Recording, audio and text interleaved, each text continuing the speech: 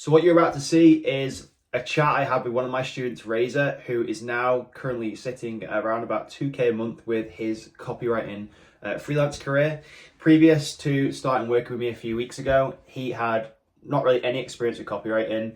I gave him some outreach methods and helped him with the negotiations with clients. And now he's built confidence and momentum. And this is kind of like an updated chat that we had together about his progress and generally just like a basic coaching call, just to make sure he's on the right track and growing his freelance business. I know you're going to get loads from this. We talk about a ton in it, and there's loads of golden nuggets throughout. So if you are a beginner copywriter, check this out and let me know what you think in the comments. I hope it inspires you. Whereabouts are you at now since we last chatted? So yeah, last time we spoke, I just landed my client for £1,000.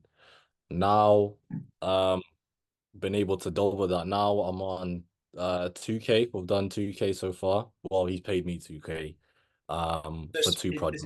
So it's coming from the same client. Same guy, yeah.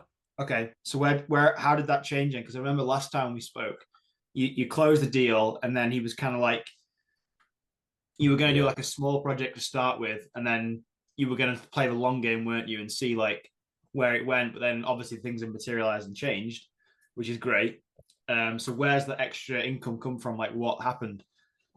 So yeah, the first project was a bit of a smaller one. It was a welcome email plus five introductory emails as well. But yeah, And then I remember I was talking to you about I was trying to get him on a retainer basis. I spoke to him about that. And then I also showed you some of the messages going back and forth. But unfortunately, the retainer that I pitched him was 3K per month, yeah, but that was out of his budget at the time. okay, So I was like, okay, I didn't want to be pushy. I didn't want to be like, oh, like I didn't want to push it on him. I was like, that's completely fine. yeah, Um, and then yeah, he was asking me about other things that he wanted to be optimized, like his sales page. He was asking me like what my rate is to fix the sales page. And he was asking me for not the whole month retainer, but like for a week's worth of emails, which is 3 emails that we decided to do. He was asking me like for like little bits and bobs like that. So I could see that he definitely wanted to carry on working with me. And even with the retainer, he was saying that once he starts getting more sales coming in, that he's more than happy to do the retainer. But for right now, it's like smaller things. So anyway, fast forward. is just Um, one second. Is that so? Is that him basically saying that he's going to wait until he sees results from your work in terms of sales and then retainer, or is it just in his business in general?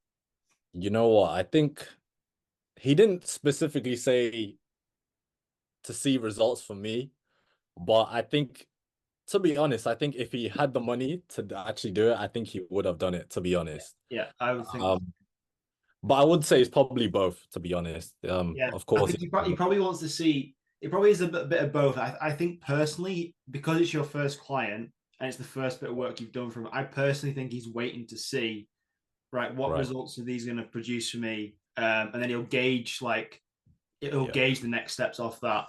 Obviously, if you're showing good work ethic, which you are, and you're probably yeah, seeing that, like, well, him reaching out to you and saying, he's giving you opportunities to give you money and saying, look, can you fix this? What are your rates for this? Can we do like a yeah, reduced retainer?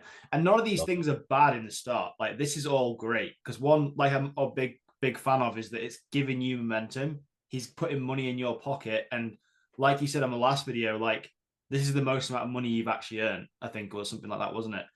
yeah, So for sure. there is no way of losing in that scenario. Obviously, it'd be great if you could just say, "This is my offer. This is the retainer. Take it or leave it."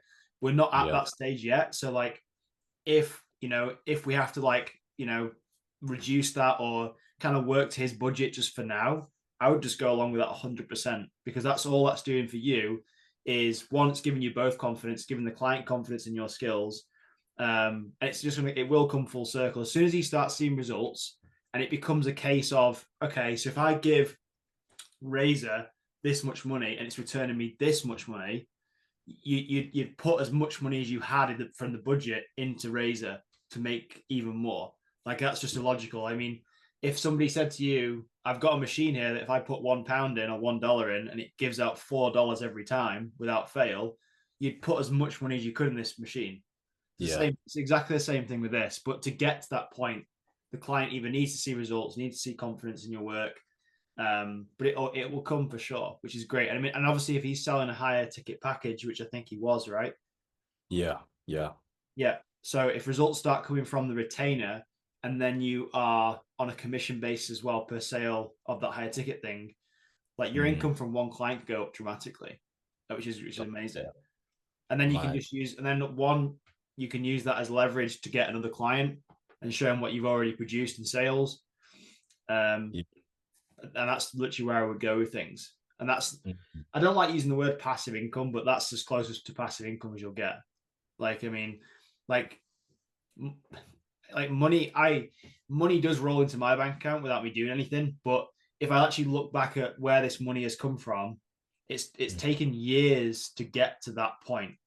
Like I still get commissions from stuff I've done years ago, but like I've still done the work. It's not like I've literally sat and done nothing forever. So I'm still doing work all the time for it. I would like to call it like active income. Like Mm. there's nothing passive about it. I think it's a bit of a pipe dream that people dream about, really. Yeah. But it's good to see that you've doubled it since last time we spoke, and that was only like what 2 weeks ago, a week ago, probably 10 days ago. Just about, yeah, around a week and a half ago. Yeah. Yeah. So I'm just going to open my phone now and have a look at the message you sent because you sent some screenshots, right? Of Mm. or is it? Yeah. I think the ones I sent you was when he was telling me about the budget thing. Yeah, and then you sent me another some screenshots of first sales calls Oh. booked in from email.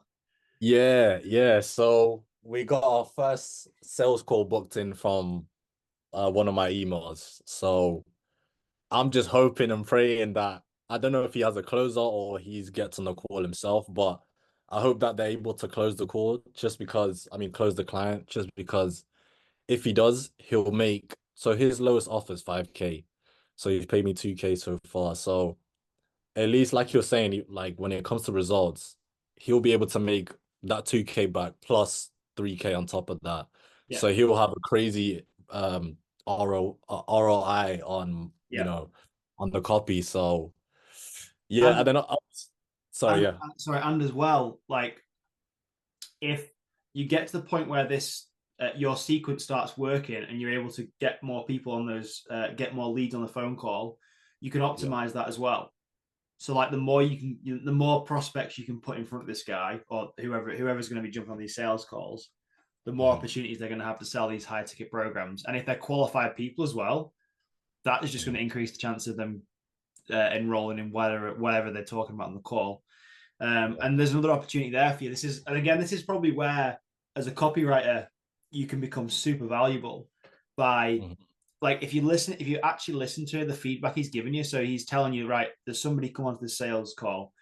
Um, then I would be listening to like, right, if he closed it or not, because then I don't know what your knowledge is in terms of like what goes into making a good sales call. This guy might have more sales knowledge than yourself, but you could almost ask, it wouldn't be worth it. So it wouldn't do any harm with you asking him, what do you actually do when you get on these sales calls?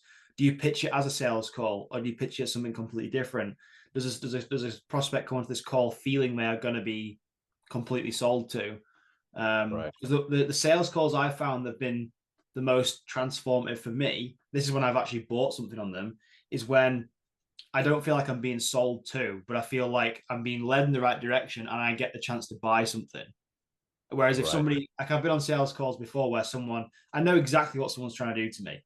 And they're asking these questions like, oh, how does it make you feel? Like, do you feel in Yeah. like a really negative space? And like, just cut to the Yeah. chase, right? What are you trying to sell me? Like, just tell me. Stop making me feel like an idiot. Like, no, do you know what I mean? Like, Yeah, and if we you understand that, you could help him optimize maybe his sales process if he even has a process. He might just Yeah. jump on a call and just be literally just showing me what he's got, and that might work for him. But if you can optimize all these little steps for him and help him, man, your Mhm. your ROI as a marketer or a copywriter just goes like through the roof, Yeah. which is amazing. That's, yeah, I hear what you're saying. Then you become more than just a copywriter. Like you become like a marketing expert, which is like Mhm. a boss level. Like, Yeah, bro, I understand exactly what you're saying because, like, I think I spoke about this preview. Like, I like to improve the copy on the whole, let's say, funnel, not just the emails and stuff. So one of the things I did as extra value on our last project was I completely rewrote his. So on the emails, the CTA, it takes them to the Calendly link, mhm, and then there's a little bit of copy there. And I looked at that and I was like, yeah, I could definitely optimize that. And I just rewrote it and I sent it to him as like a bonus on top of the stuff that he already paid me for. And then he was like, yeah, this is much better. I like to A/B test it. I think he was A/B testing it for about a week. And then a couple of days ago, I think that one was performing better. So now he's using my permanent one as like the main one now. And the old one was kind of like, it wasn't salesy, but it was like, okay, jump on the call and we'll like point you in the right direction. yeah, And I just like, I've, I'll probably send it to you after this, but I turned it from like I basically said, okay, this is not a sales call. It's like a super chilled, quick call. Um, we're gonna just help you identify your problems, and then if we can help you, then we'll point you in the right direction. And even if we like, oh man, it's hard to explain it when I'm talking, but it's like, okay, we'll point you in the right direction, and even yeah, if you don't pay us or anything like that, we'll give you ideas on how to implement like as soon as you're on the call. yeah, So it's a win-win situation. exactly. Yeah, I would 100% agree with going with that Yeah. roadmap for sure. And then the client, Yeah. literally, the person on the phone can't. Nobody can lose. Then everybody wins. That's where No. you want to be for sure. If you can get to a place where everybody wins, and you almost treat like making or getting the sale as like if you don't come across as if you come across as non-desperate, Yeah. like there is like no downside. Like Mm, you can always see people when they're desperate. right. Um, Yeah, and man. it like desperation comes off. Desperation is not attractive, and when No. people spot it, they're just it repels people because then you Right. like, I've lost confidence in you. Whereas if you're like, look, like this is what we do. I mean, I remember actually a few months ago, I was on a call with somebody who was potentially investing in starting another YouTube channel. Um, and I was telling him about the main channel, this channel that's got like 160,000 subscribers. And he Mhm. was asking me like, I was like, yeah, I'm thinking of starting another channel. And he was like, why? Like, why don't you just double down on this one? And I'm like, Yeah. yeah, I don't know. And we ended up just chatting about YouTube, and he basically forced me out of the sale. He was like, look, you know, if you want Yeah. to join and give us this money for sure, but like, why don't you just double down on Oh. this one? And I was like, and it made me question things because he could have easily tried to be super desperate and be like, yeah, you know, we could do this together and do that, and Mm. that actually gave me more trust in him Yeah. as a person straight away because he wasn't desperate. I was like, fuck, this guy knows his stuff, and he's not Mm. actually trying to take my money. He's like, look, this is what we do, but if I was you, and you've got this channel here, you know, let's just think of things realistically. Do you really want to start another channel when you can just double down on what's already working? And I kind of Wow. was like, for a minute, there was a bit of silence, and I was like, God, he's actually got a point. So I put it off for a while, and I still have a number of other channels like this one here that this Yeah. video may not be on.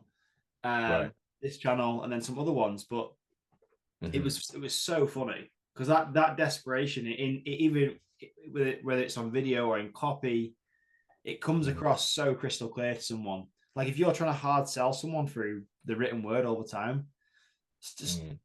it's just repulsive. Whereas if you're like, No. look, here's something super valuable for you, here's what we can do or can't do, take it or leave it kind of vibe. In some respects, sometimes people need a bit of scarcity and urgency to take action on things, but not all the time. It needs to be like a Yeah. good balance. It's the same For with sure. talking to clients for sure. Um, Man. but it's amazing. It's amazing that the income's doubled now to 2K, and I can quite easily see this. I could see this. I could see this guy quite quickly seeing the results that you can deliver, and then that go into a monthly retainer, which will be great for you. Commissions will start coming in, and then you'll be able to use that to get more clients, like 100%. And then What I'm guessing, once you reach 2 or 3 clients, you'll probably be able to feel like you can let off the gas a bit with outreach to clients. And the good thing about you is you've already got a YouTube channel as well, right? Yeah, yeah. So like I've watched a few of your videos, and Okay. like I'm not here to give feedback on videos or anything, but it's amazing that you've got a channel as well to showcase like what you're doing and stuff. Because then if Yeah, somebody comes across your channel and sees you, it's like, oh, this guy, similar to maybe how you found me, just like I'm just trying to be the most authentic person on YouTube about what I'm sharing. I'm right. not sugarcoating anything. If my personality is for people, so be it. If it's not, that's also cool as well. I'll point people in the right direction and they can make their own mind up. It's so powerful though, being like non-desperate. Yeah. Man, yeah, that's what I'm hoping. I really do think, I don't know. I'll just put out, I feel like by the end of the month, I'll probably have this guy as a retainer client, especially if we start closing calls and stuff like that for sure. Um, but yeah, like you said, while I'm waiting for that, because right now, because obviously now we've finished the projects and stuff, I'm still doing outreach and stuff like that. But um, yeah, it just, oh, and also with this client, he's currently on a retreat, but by the time he gets back, I think it's going to be sometime this week. I spoke to him yesterday about sending me a video testimonial, so that should be coming this week as well. So I'll be able to, yeah, I'll be able to use that for, put it on my not YouTube, but put it on my Instagram, because that's why I do outreach, and put it on like my on 100%. my website as well. So that would definitely help me out again. Yep. Yeah. And then I was thinking, hopefully, I don't know, I'll speak to him again and see. We briefly spoke about referrals, but I don't know. I was thinking maybe if he closes this client, then I'll mention it again. Like if he has any people that may need a copywriter, maybe you could like refer me to them. Yeah. Um, I wouldn't push it. yeah, I Like, don't want to push it though. like Yeah. I mean, you can ask him again once you've got him results, and he'll be Yeah. more inclined to share you as a copywriter once you've given him results. But like before that, it might be quite hard for him to be like, yeah, I've got this dude who's got really good work ethic. Well, he's not achieved anything just yet. But Okay. as soon as you have results, it's like, I've got this copywriter I know, speak to him. And if you have like, this is the thing about the power of networking, and this is what I felt like I did really well when I first started. I was surrounded, and I didn't realize at the time, but I was surrounded by a really, really strong group of people, business owners who needed copywriters. So I very rarely had to do outreach because people were either just recommending me work without me even asking. Um, Mm. you get to the point quite quickly where you have to turn people away because you're like, I don't have the capacity. Um, which is a nice place to be in, but it's also like, you're like, fuck, I need to restructure what I'm doing so I can take on more people. But yeah, the power of networking is great. You're in a good position, like, because it only takes like, if this guy has 2 or 3 friends of business owners, which I'm pretty sure he will if he's a business owner and he's going on business retreats and actively wanting to grow his business. Like if he's hiring a copywriter, he's actively trying to grow his business. Those Yeah. 3 people will also know 3 people, and so on and so on. And you can see how fast this will grow. Mm. And if you get to the point where you've got a few decent case studies behind your name, man, you'll be at the point very fast where you'll have to make a decision where, okay, do I want to just be a freelance copywriter who does things on his own, which is what I did, nothing wrong with it, or do I Yeah. want to grow this to the point where I can take on more clients and I've got more like an agency of copywriters working with me? There's many different ways you can go with it, but when I grew my stuff, I didn't take on any other copywriters. I just did everything myself, and got to quite a comfortable income. But like, if I look back now, there's a lot of stuff that I'll share in the school community and in the course about doing things which I now have knowledge on, which I didn't have back then and wish I did. Mhm. So like retainer deals, I didn't really know too much about retainer deals when I first started, and I wish I had the knowledge back then of learning how to structure a retainer deal. Sorry, not a retainer deal, a commission deal, for clients, and how to structure and how to position that when getting clients, because that's like, it's an easy source of income. It's a really easy source of income, Right. and it's a no brainer for a client as well because it's kind of like performance basis. it's kind of like saying, well, you only pay me when this performs. And obviously, if you're good as a copywriter, there's no reason why something shouldn't work. Right. Yeah, but it's, you know, you obviously got your retainer deal, which is like someone paying you to write, and then the commission Yeah. based on how well that copy does. And the stories online I've seen of people earning like a very, very, very healthy amount of money just on commissions alone, just because they've structured it correctly. Yeah. And I don't think I don't think you should only have commission based stuff. I think you should always have a mix of things going on. Um, but yeah, like you can very quickly grow, and it's so good seeing your growth, man. Like so good. Like super inspiring. Like, I mean, if I do end up sharing this video or it ends up in the community or whatever, like I do hope people watching this are like, if they're sat starting, they're like, fuck, like this is completely possible, because there's so many people that come into the course and stuff, and they ask questions which I can see through straight away, and they're asking like all these tactical questions of like, you know, essentially they're asking like, what font should I have in my email, what should I do this? I'm like, you're asking the wrong questions. Like, you need to be thinking bigger and asking different questions. And I think you found very quickly that just by doing stuff, things happen. Like you do stuff, and you, even if you don't hit the target to start with, but you hit in the general direction, something Yeah. will land. And then you can start refining things and being like, right, this worked, this didn't, this was better than this, let's do more of this. And then yeah, it just grows really fast. I mean, how long have you been, I can't remember how long you've been doing, like how long have you start doing outreach for? It's probably been 2 months now, is it? Two. Oh, see, even when I'm making my YouTube videos, I always kind of struggle with this question because I kind of lump my outreach. Okay, when it comes to strictly copywriting, from the beginning to when I got paid was around 3 weeks. Perfect. Sorry, three weeks to a month.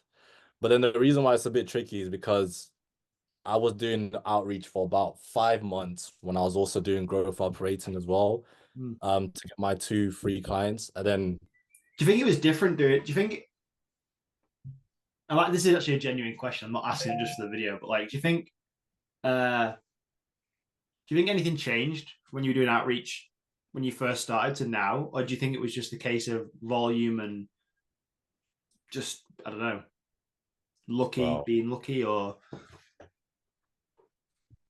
outreach is such, I don't, outreach, I feel like outreach has so much to do with the tiny little nuances, to be yeah, so honest. yeah, Like there's no script out there that's gonna like be the, but to answer your question, okay, when I first started doing outreach, the messages that I was sending were so bulky. They were like a wall of text. And I look back at them now and I cringe, and I'm like, even like if someone sent me this DM, I'd not like read it all. So first things first, I dramatically cut down that wall of text to like, ideally I tried to keep it to one sentence. yeah, Um, and then what else? My profile. The thing that I always preach on my channel is your profile. My profile in the beginning was okay. I had my pictures and all that stuff, but now I've really optimized. Like the guy that I landed 2K with, um, yeah, that profile is way more optimized.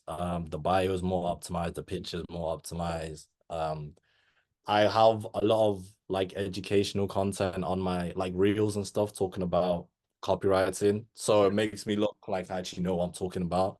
yeah, yeah, Um, yeah, I'd say that's what changed with my outreach from then to now. yeah, yeah. Unreal. That's so cool. Yeah. I think I always ask the question like, would I like to read this? Because usually, Yeah. if I see a huge email in my inbox, and I can generally suss it out like straight away what someone's trying to ask, even if they're trying to sugarcoat it and be like, oh, I love your channel and blah blah blah, and then it just suddenly pitches into like a video editing email. I'm like, off, delete, I'm not interested. Sorry. Uh, and I get a lot of emails from different people that are literally copy and pasted, like they're word for word the same. So Yeah. people are getting email scripts from somewhere because they're coming from different emails. So I'm Yeah. like, people are getting scripts from some, and to be fair, like I am a big proponent of scripts and templates and stuff, but I literally use them as a framework to follow, and then Yeah. I personalize them a little bit. So I mean, I always say to people, look, if you can get to a point where somebody's receiving an email and it can't have possibly been sent to anybody else, you're winning. Like if you send a personal email to somebody and there's something in there that is so personal to that person that it literally is impossible it could have been sent to 1,000 other people, Yeah. that they're the ones that are going to get results. And it might take you longer as a copywriter to write those. I know you just said about the email being like super short to start with, which is again how I would start most of my communication as well. Like real short, grab Yeah. someone's attention, and then if it's necessary, to speak about something that is like relevant to that person. I mean, it might not always work like that. Everyone's different, but if you use like a shotgun approach and just try and send everyone the same message, you're going to get minimal results. And the people who will respond are probably going to be tire kickers anyway. Whereas if you do a lot more target outreach, you're in a way better position for sure. Yeah. Yeah, but like it's unreal seeing your progress, man. I don't want this call to be like a just blowing smoke at your ass call. Like I literally am like proud. It's so cool. Like, But I mean, is there anything I feel? Is there anything you feel I can help you with like now, or just yeah? bro. Um, yeah, I don't know if you got I sent you a voice note like a couple days ago. I don't know if this was a stupid question, but I don't know if I would be able to get some type of review from you or something from you to say that, hey, this guy Razor can write copy. Maybe like not like a testimonial because I'm not your copywriter, so but I don't know, something to say that I don't know, Razor can write copy. Yeah, I would sure. like that. Yeah, I You mean, were able to, I've that would seen help. I've seen some of your work, so I know you can write stuff. Okay, okay. Yeah, that would I would really appreciate that, bro. Yeah, so send me something over in school or something like that. Send me a message on there, Okay. and we'll sort something out for sure because I know that will help you out in like a legit way as well. Hopefully that people don't if this doesn't get shared or it does, Yeah. I don't want people just thinking like, oh, he's just literally asked this guy like straight up, can you just make a video and just Oh, tell me how good I am? Like, no, no, no, no, no, no. Oh man, thank you. Yeah, I'm not gonna do the thing where I ask you about like outreach because I trust, bro, the amount of DM I get about outreach and stuff. I know it's but I don't know. I don't really have any questions for you, bro. I am still doing outreach. God willing, this month I do wanna hopefully close this guy on a retainer base or whatever, and then get a few more clients or whatever. But um, man, I don't think I have any questions, but I don't like to. one thing I would think about as well, I just had a thought then. If you get into a situation where a client says no, I'm just thinking Mhm. now, is there anything you can offer a client to help them out still? So, like, obviously, you don't want to be always doing free work for people who say no to you, but there might be an avenue here for you to be able to provide value to someone if they aren't in the position to work with you just yet. One that keeps them front of mind and shows you're a legit dude. Um, yeah, I mean, at scale, not at scale to start with, you could legit do something free for them just out of a goodwill gesture, and you'd be surprised how the law of reciprocity would work for you in the future of people just coming back to you and being like, "That Razor dude was a fucking good dude. Like he literally wrote this for me, even though I couldn't afford to work with him right now, or just something didn't work out right to him, or whatever." Yeah. But there might be something you could give to people which is kind of similar for everyone. So Mhm. I'm just trying to think now. There could be something you could give people. So if they don't decide to work with you, you end up still winning. Everyone still wins again on a Mhm. phone call. Um, and yeah, as long as you play the long game as well with this. I mean, one thing I Mhm. noticed as well when I was starting copywriting, I didn't have much money. Yeah. Um, when you don't have much money, again, I don't know what your financial situation is like, but I know when people don't have money, they make stupid decisions. Like versus someone who is financially stable and they like, okay, right, I've got enough money to pay my rent. I've got enough money to put a roof over my head. I can afford to sit and just breathe and think about what I'm going to do, rather than someone who literally is like, I need to make ends meet right this minute, otherwise I will be on the streets. Yeah. And if you're in that mindset versus the mindset that is calm and actually stable, you make such different decisions. So I hope you enjoyed that video. There are useful links in the description below if you're looking for more help with copywriting. And please do comment below if you have any specific questions you need answers to, and I'll get back to you with either an answer or record a video for you.